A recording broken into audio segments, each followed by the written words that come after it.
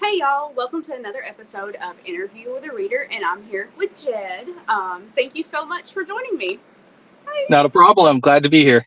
Glad to be here. So basically, if you don't already know, this is my segment where I talk to people who I see out in the horror and, well, technically thriller community, because I see you in there too, just being overall nice and good authors. You're doing stuff with readers. I see you doing stuff with fans, authors. Always a nice thing to say for everybody else, trying to help everybody else sell their books. And I also happen to really like your book, so win-win. That is. Thank you. I'm also going to ask you a little bit about the thriller community as well, because recently for Dread Pop we've expanded out, so it's not just horror anymore. It's thriller, cosmic, all that fun stuff. So I hope to see more of you guys in there. Yep. And I just, my new cosmic horror is coming out, my short story. So I just branched out into that area. I am so excited. I already wrote my review and it's on Goodreads, but it's going to actually release into, I guess, the Facebook world next week. But it was so good. I'm so confused. Not really, but like you just keep writing all these different things and none of them are bad. So how do you manage to come up with all these different ideas? Because they are so different. They are really different. I contributed to ADHD. No, I'm joking.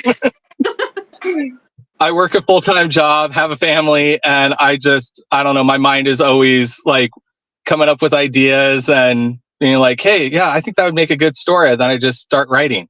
I'm used to having an author that tries to do a couple of different things. No big deal. Some things are better than others, but like every single time I get one of yours and you're like, look what I just did. And I'm like, oh, okay. And I read it. And I'm like, how is this still so good? As the last one was a completely different type of thing. I don't know. It's just amazing. So I actually kind of was like, early on, I was like, hey, I'm never going to write sci-fi. And then I was like sitting with my daughter and we were talking and she's like, well, why don't you write sci-fi? I was like, I don't know. I guess I could take an attempt at doing a sci-fi horror. And that's what started with The Knocking. It was good. It had that dread in it, and like that could have happened anywhere, I guess, in a closed room, whatever, sewers. But like in space, though, there's just something about that makes it even scarier. It's not like you have somebody 2 doors down. You're literally nowhere. Yeah. I was like, throw it in deep space. Yeah. No help. And there's not supposed to be anybody else around, but you hear noises. Is it your brain? Is it something else? You just never know. It's so freaky. Yep. Loved it. So I guess another question I want to ask, of what you haven't tried to write yet, what are you like wanting to go to next, if you even want to go to something else different? Is there anything you're missing yet? So I've always kind of been really into like Westerns growing up. Bone Tomahawk is actually one of my favorite Westerns because it's got like that horror aspect to it. Extremely graphic, but still, I think, a great story. So I've always kind of thought about maybe trying to do a Western at some point. Ooh. I do, like just a straight Western or Western fantasy, Western It would be Western horror. Okay. Not that there's anything wrong with Westerns, of course, but no, like I am not a big Western fan, even though I'm a huge Dark Tower fan, which makes no sense. Yep. But like I started realizing when I've been reading D.L. Winchester's stuff here lately, it's like Western horror, and I was like, oh, I kind of like whatever this is. So it's fun, weird. Yep, and Blaze has some Western horrors that are pretty decent too. I'm gonna have to just be like, hey, who's got Western horror recommendations? Because I didn't know I like this, and now I need to know. Yep. Let's see. Oh, okay. So, backtrack a little bit. Tell me what your favorite thing about the horror / I guess thriller other areas community, because you're all over. You're in different areas too. So tell me about all of them. All right. So let's start with the horror industry. I prefer the horror industry. There's so many thrillers out there. There's so many authors out there, and it's kind of being a writer and a reader. I have my favorites out there, and somebody releases something, I'm going to read it. I love the fact that I get early advance copies of a lot of stuff when I ask for it. That's a really cool part about the community and being a writer. But just the community aspect of it, I like that nobody seems, there always going to be some bad apples in the group, but for the most part, it's a great group, and everybody really jumps on success. And it doesn't have to be theirs. If somebody else is doing good, it's an awesome thing to see. Like Nick Robert being picked up by Schuster Simon. That is a win for the community. That is not just a win for him. That is awesome. It's well deserved. He's one of my favorite authors actually out there. I haven't read a single book by him that I was not just like, this is amazing. I'm like, that is a big win for the horror community, because you and I know how people think about indie. It's not real or whatever like that. But like, here's an indie author that is now this author picked up by this agent, picked up by this publisher, and that's where they came from. I love that. It's so cool. Yep. And just the community in general, there's just so much support. You have questions, you're always going to be able to find somebody who's willing to be like, hey, this worked for me. I got advice early on people that are like, hey, you need to try to do this in the next 6 months. And then, once you get to this point, try this. And it worked for me. Hopefully it works for you. Best of luck. And it was just kind of refreshing to see just so many people, being willing to help and give you advice. I know in a lot of communities, other areas, people are more like, oh, well, figure it out yourself. I had to learn the hard way. And it's like, in this area, it's more like, hey, you know what? This is what I did. Avoid that. It sucked. Yep. And I think that's so nice. Like, they're actually willing to help you. And it's not like they're going to help you and you have to owe them or anything. It's just generally nice people. Yeah, no, exactly. Mike Salt, he, his channel, he's always giving advice like, hey, I tried this early on. It was stupid. Don't do this. It's just so nice. I don't know. I'm not usually I usually stay away from fandoms of things that I like, but it's a little bit different in the horror community. I don't know why. It's just different. I don't know. People are more nice, less gatekeepy. It just makes things much easier. And I'm always finding new stuff to read, because people aren't like, hey, this sucks, don't ever read this again. It's not all that. It's like, oh my God, I just read this brand new book by somebody I've never even heard of. Have you guys heard it yet? Love it. Yep.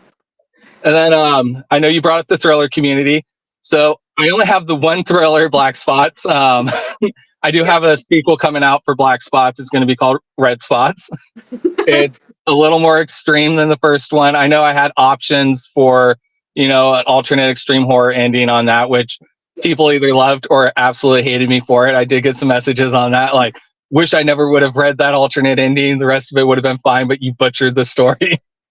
Isn't that always it, though, with alternate endings? Like, oh, yeah. The new one is following the alternate ending. Oh. So it's going to move forward with that. I write what I want to write. I write what I want to read. So I'm going to kind of keep it on how I want it. I know I'll get some hate, but whatever. I've got, some people that really like it, and you can't please everybody. So listen, even if I hated the ending, like the alternate ending, and the author was like, you know what, I decided to write a sequel, but it's only following that, I would have to read it just to figure out, like, what? Yeah. I was like, I need to know. I just need to know. And who knows what will happen in the alternate ending? I don't know. It's just exciting. Now I'm way too excited about that. What is funny is, I tell family and friends not to read my stories. Oh. Just because of content. You've read some of them, and it's always the same question when you get, like a friend or somebody reads it, and they're like, do you need help? Well, check up. But my aunt actually read Black Spots.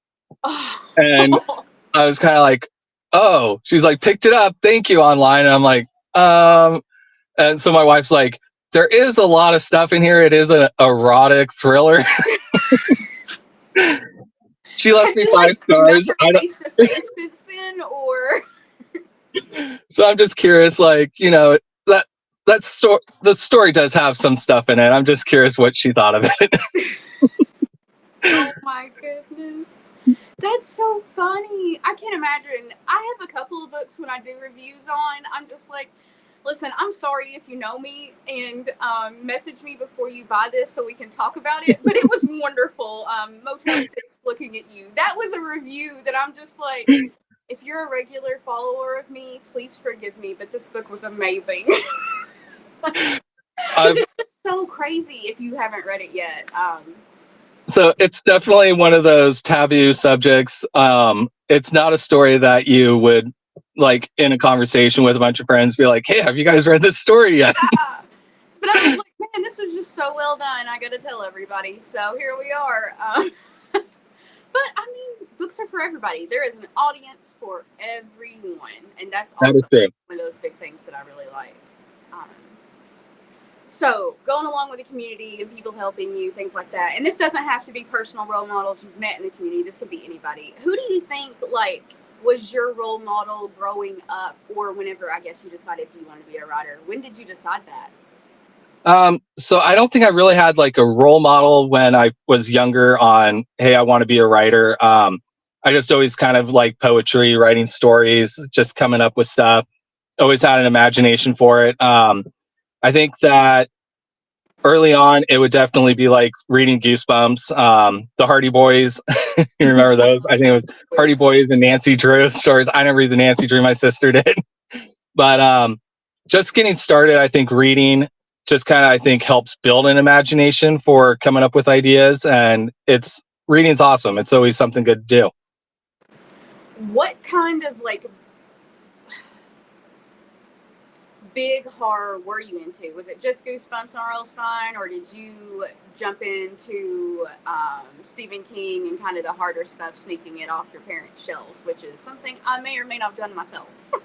All right, so my parents weren't big readers, Okay. not on fictional stories. So when I turned 13, going to the library, I was allowed to pretty much pick out anything I wanted, and I did, of course, Stephen King's name that everybody knows. So I think it was Dreamcatcher was one of the earlier stories that I picked up of his. So if you want to go based on like most influential author out there that really put me on to horror stories would actually be Michael Crichton. Ooh, that is a good one. You gotta admit, Jurassic Park, when it came out in theaters, I was like, have to read the book. It just really kind of set that off as being like, hey, there's more to horror. And then I think I kind of jumped from, going Jurassic Park to Silence of the Lambs. So Interview with a Vampire. And then you have Seven. Seven was influential when I was younger. Yes. What's the one with Denzel Washington? The one where the spirit jumps back and forth between the people. Oh shoot, what is that called? Is that the one with the psychologist, or do you know what I'm talking about? He's like the cop investigator. It's got John Goodman in it. I cannot remember. Shoot, that's gonna bother me. It'll come back. You can text me when you remember it, and then I'll just add it in the comment section. This is a movie he was talking about. No, but like I remember, I swear when I was a kid, there were just so many cool things to read and watch, and I feel like it's starting to get popular again. There's just something about it. It's like it's coming back around, and I'm like, yes, please, yes, it's wonderful. I think people are looking for more of an escape from just the everyday life that is out there at this point. Everyday horrors. Yes, the everyday horrors. They'd rather read, a fictional horror than the non-fictional that's going on.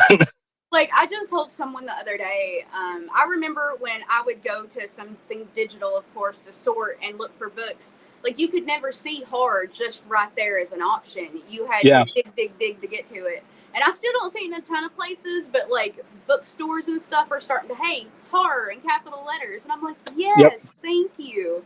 Or on the end caps. And now we're getting pretty books. And I'm like, yes, this is the way. Get popular. I need this. So wonderful. Yeah, even all the small like bookstores all along like Puget Sound. I live over near the Seattle area. You go over even to like Bremerton and stuff. There's always a horror section now. There is. It's wonderful. So it's kind of nice. It is. Like, it's more acceptable to talk about, because I remember it not being, and you just not talking about it. Oh, I'm just reading a romance or something. No big deal. Yep, there's like a stigma about it. Yes, exactly. Like, what is wrong with you for reading that? And I'm like, what is wrong with you for not? Mhm. But absolutely so cool. Um, okay, let's see. Are you a planner or do you just wing it when it comes to your books? So I am a planner. Before I write, sometimes, my phone is full of notes. I'll get an idea. I'll throw a note down real quick and see if I want to expand on it in the future or not. But I usually try to plan out where I want the story to start, the middle, and the end. And so what happens in between there, I do leave it open. So I'll I'll plan it and then I'll modify as needed. That's pretty good. Outline it and then just fill in all the details in between. Yep. Sometimes start with a synopsis and then work from there. Where do you get the ideas? Are you one of those people that just see something and you're like, "Oh, this could have went terrible," and it sparks something, or Yeah. For example, have you ever watched the movie Prisoners with Jake Gyllenhaal? yeah, So my daughter kind of got the idea from there. makes sense. That absolutely makes sense. That's a good one, though. Inspiration from everywhere. Yep.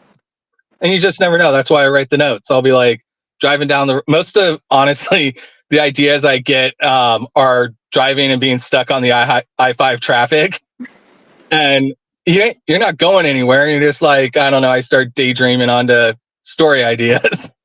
I mean, I don't blame you, and that's a good use of time because what else are you gonna do stuck in traffic? Yep. Goodness, And then sometimes I'll come up with an idea for a new story while I'm thinking about where I want on my current story that I'm working on, and be like, oh, okay, well then side note, save that for later. so, besides Red Spot, are you doing anything, dabbling in anything fun coming up that you can talk about? Because, of course, understand if you can't. No, absolutely. So I actually am working on a sequel to Behind These Walls. Red Spots is done. I got to go through some more drafts and some editing. And I'm hoping to have that out in November. So kind of the 1 year from the first one. And then Behind These Walls is one of my personal favorite stories that I've written just because it's more personal. But I had to finish that story regardless. And I've been working on that. So Inside These Walls, I'm hoping to have ready for early next year. Ooh, I'm so excited. Everybody's doing so many things right now, and I'm just loving it for you guys. This is wonderful. Yep. I'm usually always working on something. So have you started jumping on the horror anthology train like everybody else is? Because I know there is about 15 dozen of them going at the same time, and I'm always screaming because I'm so behind on them. They're my favorite thing. Yes, absolutely. Table of 10, Mhm. which is going to be coming out in October. So 10 authors, all kind of potluck themed, food themed.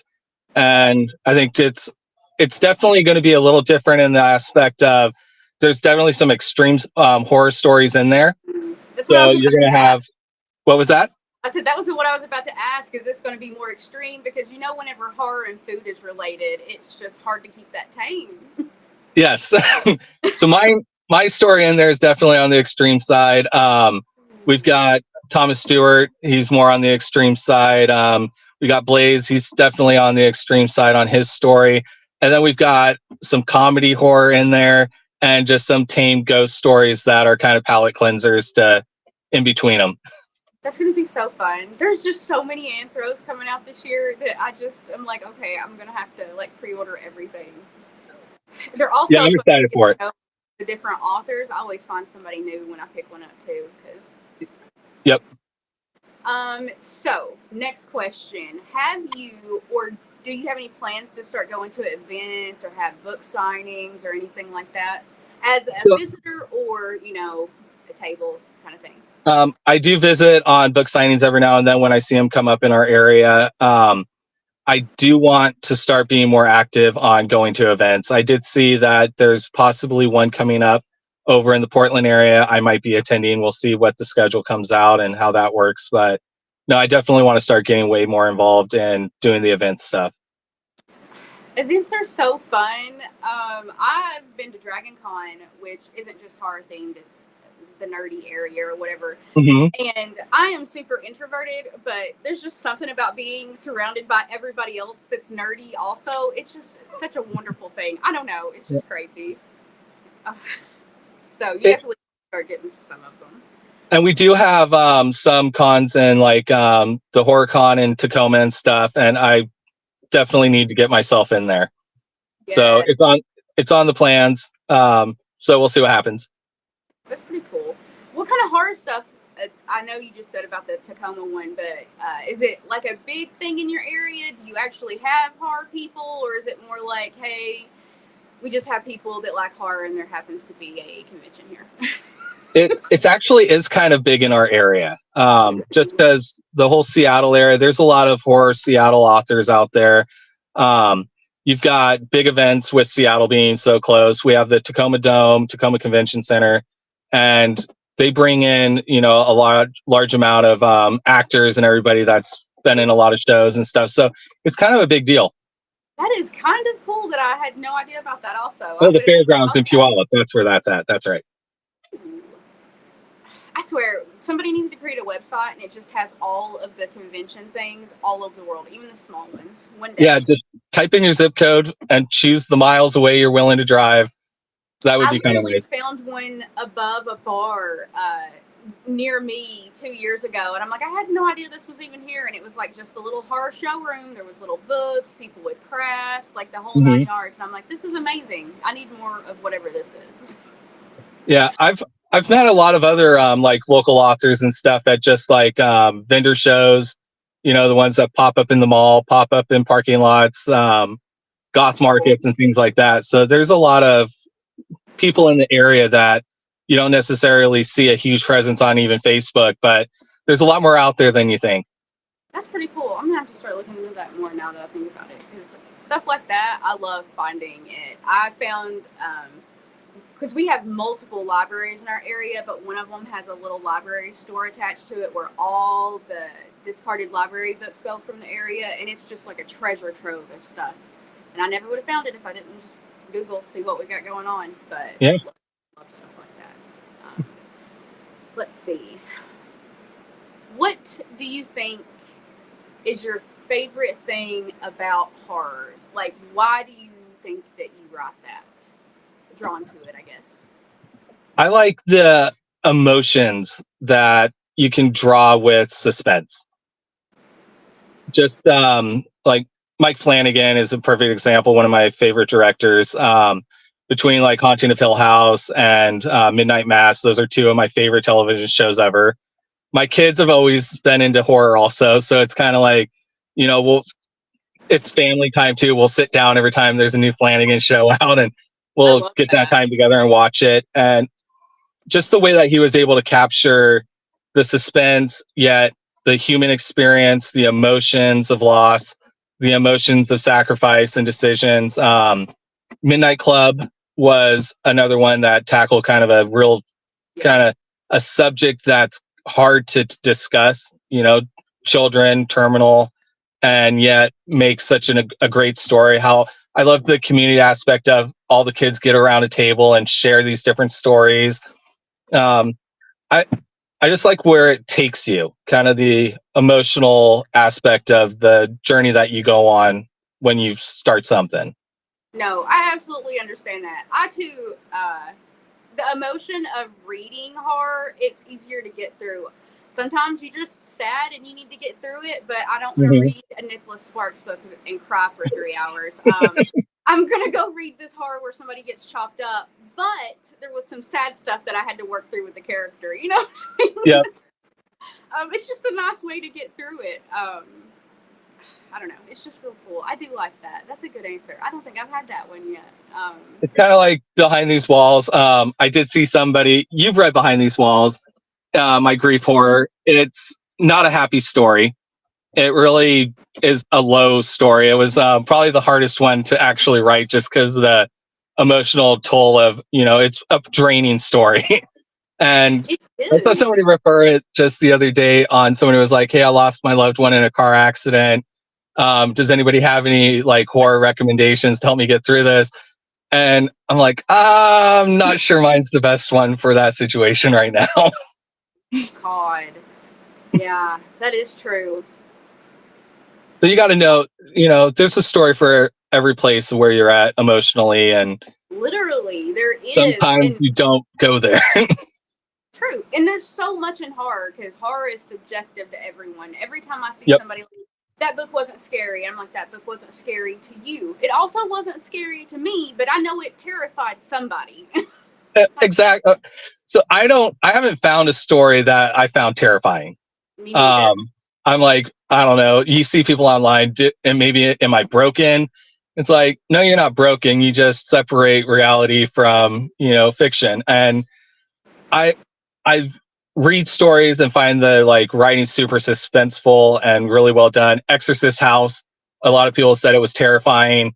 I thought it was a great story. I would let my kids read it. I don't think it's going to terrify, anybody who's used to certain things, but I could see how, some of those parts would be scary to some people. Exactly. It's subjective, like you said. I love horror, but if I rated my reviews on if a book scared me, everybody would be getting like zeros, because it just doesn't scare me. What I'm scared of doesn't translate well over into words because it's not actually happening. So I'm like, but that's not true for everybody. So everybody has a different book, and I love that. There's so many different horror: grief horror, isolation horror, religious horror, just everything. Kind of like all the hidden pictures. People that are like, "Oh my god, it was so terrifying." Yes, and I'm like, oh, it was a good book, but I don't know, terrifying with the word I would do. Like, I do get a little bit paranoid when I read too many no sleep stories, though, and I think a Wendigo's outside my door, but unrelated. But I don't know, it's just so fun. Getting almost scared and maybe not scared, a little paranoid, it's all a fun part of horror. And besides, if it's a good story, what do you have to complain about? Exactly. So, talking about TV shows and movies a little bit, what horror TV shows are you into? Are you into any of them? Because there's so many now, which I'm very excited. There is a lot. From, I think, I still don't know what the hell's going on. I don't either. And I love that because I'm usually really good about figuring out where things are going to go. And usually I'm already done and I know where the rest of the seasons are. I'm just checking in. But I literally cannot even begin to say what I think is happening. I don't even know if the writers know where they're going with it. They're like, we're going to keep it a mystery for everybody, including us. But they're also the same writers from Lost, so I don't know that I trust them. No, they're an unreliable narrator. That show was just so freaking unhinged. It was a good one. And, it's neat when you see something like Lost and the same writers go from Lost to From. And I like From because it's brutal as can be. But it doesn't hold back the punches on a lot of the scenes. It reminds me of kind of when Walking Dead first came out, and there really wasn't the gore level on television up to that point, and they kind of set the stage. And then I think From's kind of piggybacking off of that a little bit. From is just, I don't know. They have me tuning in like every week, and I'm like, please stop this. Just. And then after every season, I'm like, please don't get canceled. Please don't get canceled. I know. If they cancel it without letting us know, that would just be frustrating. Other TV shows, I know Silo is not really horror. It's kind of sci-fi. But I have heard about it. I really like that show. Anything, like I said, by Mike Flanagan is definitely a watch by me. I haven't really found Midnight Mass. I'm still like emotionally battered, and I watched it when it came out years ago. And they're not continuing it because that is the frustrating part. All it takes is one, corporate backroom deal, and then your show gets canceled. Oh, I'm like, it was so good. That was a good one. Yeah, it definitely deserved to continue. It did. Have you watched Dark? I watched some of the episodes of Dark. I haven't really gotten into it. You have I know a lot of people have. Dedicate time to it. Like, it's one of those shows that I can't even be doing something else for. Like, you have to, because I've watched it a million times and I still find stuff that I didn't even know was happening. Mm-hmm. So it's one of those ones you got to think about. But after watching that, I was like, oh, this is cool, and found something called The Black Spot. And Yes. Yep. have you seen it? I've gotten into The Black Spot. I haven't watched all the episodes yet. I fell in love with that show. I was like, this is TV. This is horror. I love it. I'm like, why aren't there more things like that? But now they're starting to be, so it's a pretty good one. Any other ones that you like? I was a huge Game of Thrones fan.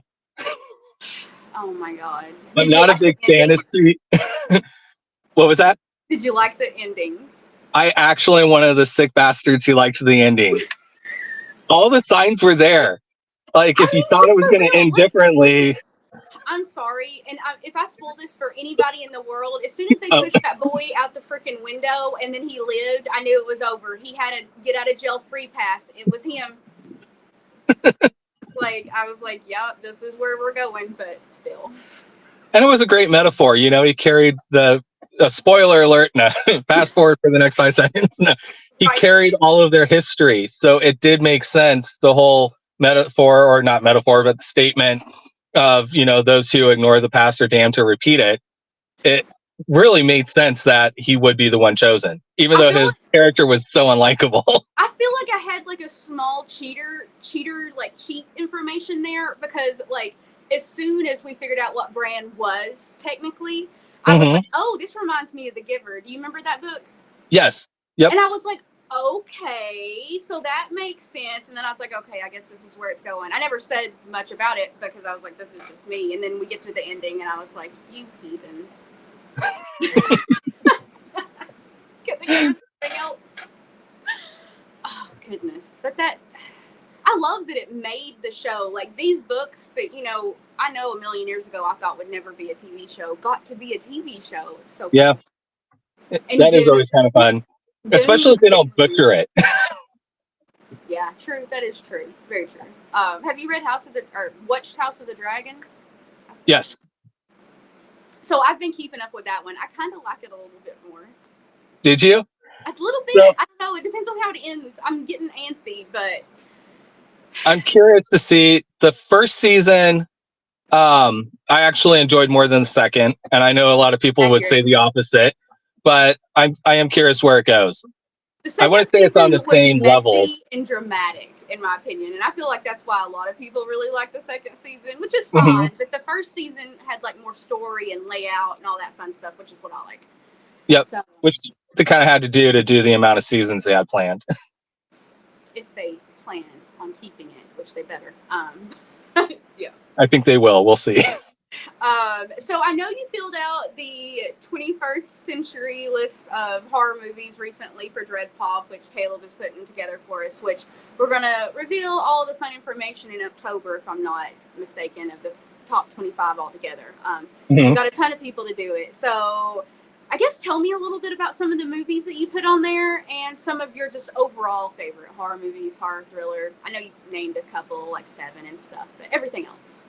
Yeah, so I put down like The Ring. I think The Ring was one of the best, like kind of spooky, especially when I was a teenager and that came out. I was like, wow, this is awesome. So I definitely, that kind of ghostly, you know, not happy ending story I really like. I know I didn't put it on there, but the Sixth Sense was another masterpiece in my opinion of the day. And then you watch it back and you're like, okay, it so makes sense. It makes sense, but it's one of the few movies that I did not see coming. Usually I've already figured it out, and if you can get me, I'm like, yeah, forever a place in my heart. I put Red Dragon on my list. Still one of my favorite movies ever made.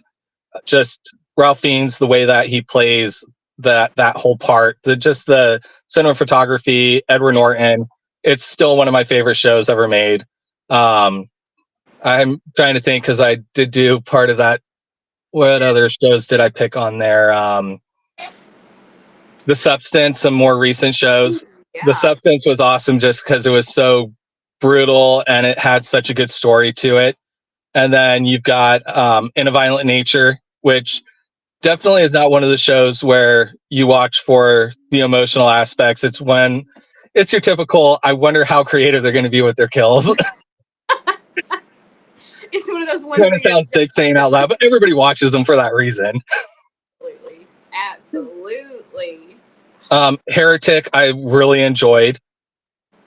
Just because I like the cat and mouse, the psychological aspects of the show. I obviously won't do spoilers because I know there's might be some people that still haven't seen that. And then The Ritual, I really like the movie. It's one of the times I will actually say I think the movie's better than the book. Oh, really? And now I know a lot of people will argue that. It's one of the few times I've actually said that publicly online and had a bunch of people be like, I normally don't agree with this, but I agree on this one. So apparently I'm not alone in this idea, but interesting. I've read the book. I'm going to have to watch the movie now. Oh yeah, I think the movie's better. Sorry to the author of it. No. I mean, sometimes he still came up with the idea over into video form, quite honestly. Yeah. I mean, Storm of the Century, love the movie, but the screenplay / book, you could not pry my eyeballs out. I've give it one run through and read, and that's all it gets. I've always wanted them to make Crichton's book Prey into a movie. I think all of his stuff would be just fantastic movies, so let's be honest. Yeah, they definitely need to come up with something. All right, seems like it froze. Oh, you're still there. Okay. That actually might have been me. Let's see. Do you play any horror video games? I know a lot of people do, and a lot of people don't. I play video games. I just don't play horror ones. Okay, so growing up, that was like my main thing. Silent Hill. God, I loved that. And then I recently played The Walking Dead. And my daughter was like, hey, you've got to play this. And she had already played it through, but wanted to watch me play it. So we had like a designated time, like 3 times a week, where I would sit and play it with her for an hour. And she just wanted to see, because it's one of those multi-answer, and how you answer depends on, who survives, who doesn't. And she just wanted to compare it, like, will you answer like I did? Or that was kind of fun. But yeah, no, I do enjoy them. Have you guys thought about playing the horror board games and stuff? I got to test one for John Con, and it was basically all the players against a serial killer, and you had to maneuver, and it's really so fun. Yes, I have to look up the name of it, which I will definitely send you. But okay. And we even did it digitally because, of course, we're not all in the same area. So even if you guys aren't in the same area, you can do it's so fun. You've got to look into horror video games, or not horror board games.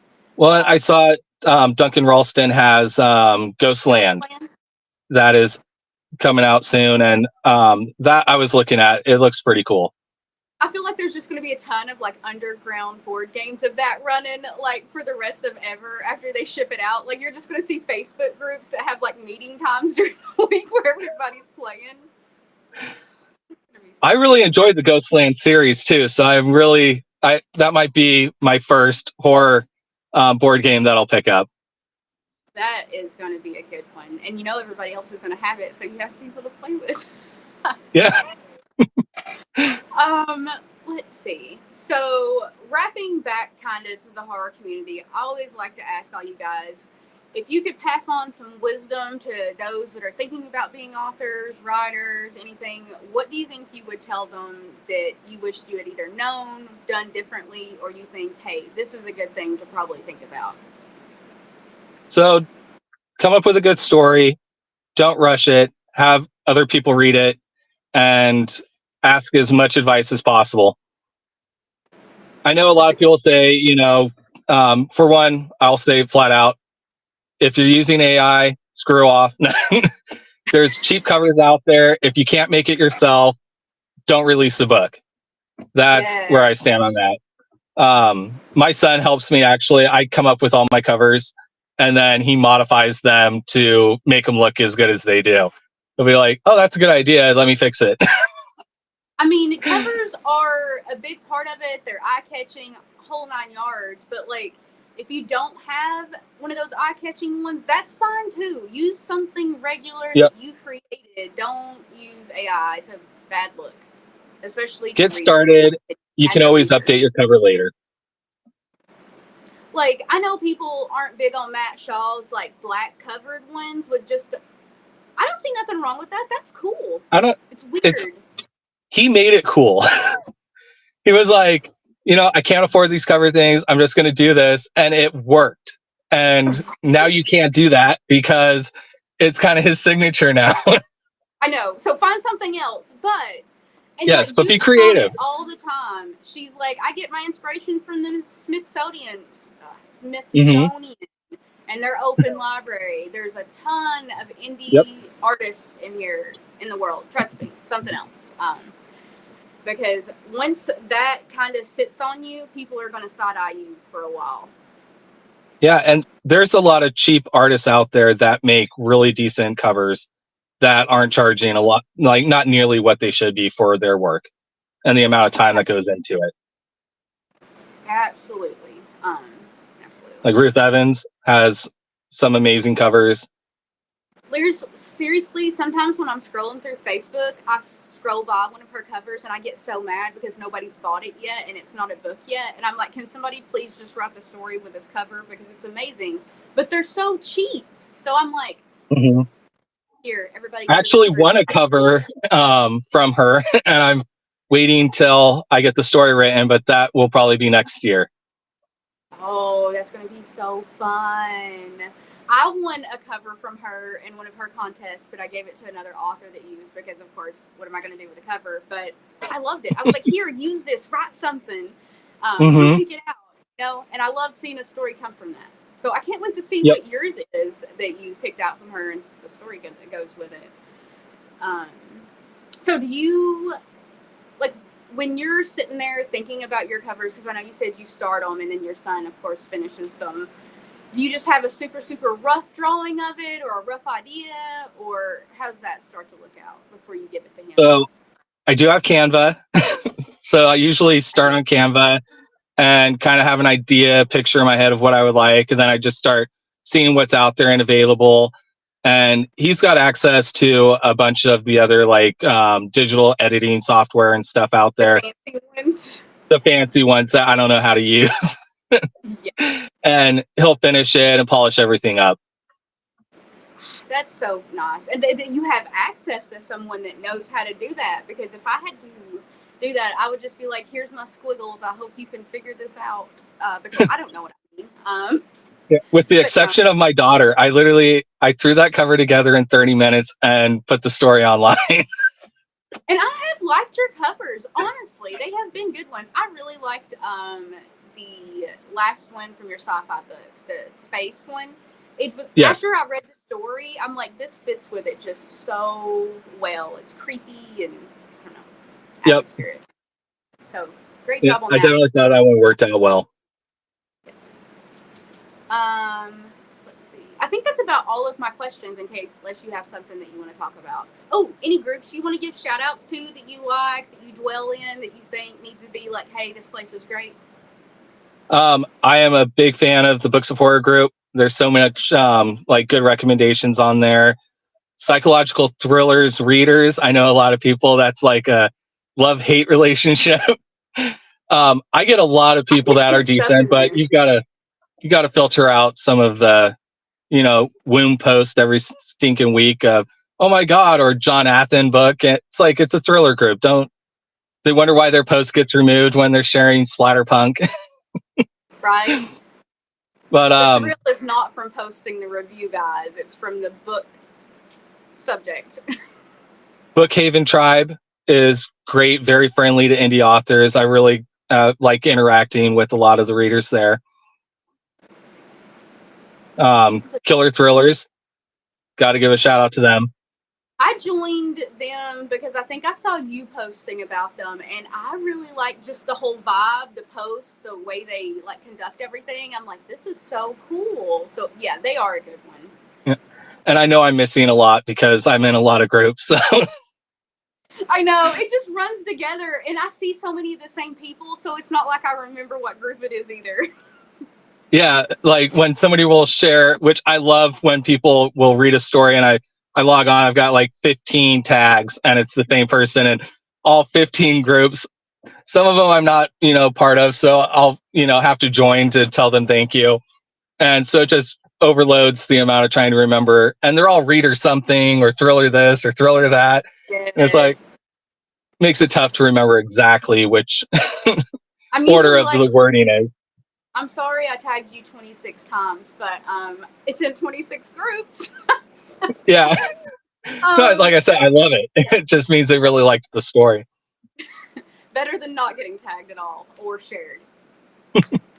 But yeah, thank you so much. I love having these conversations because I'm one of those people that's like, hey, let me know what you like, what you talk about, because we already know your stories. Let us know more.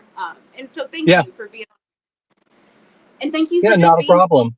a group like you talked about, part of the community, always helping people out. Because what you said that you like is why I wanted you to be on here, because you basically embody that. You're always helping somebody else out in the community.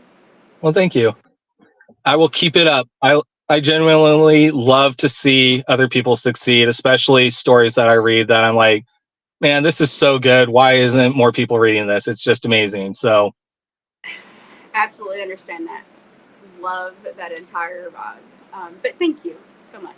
yeah, thanks for having me.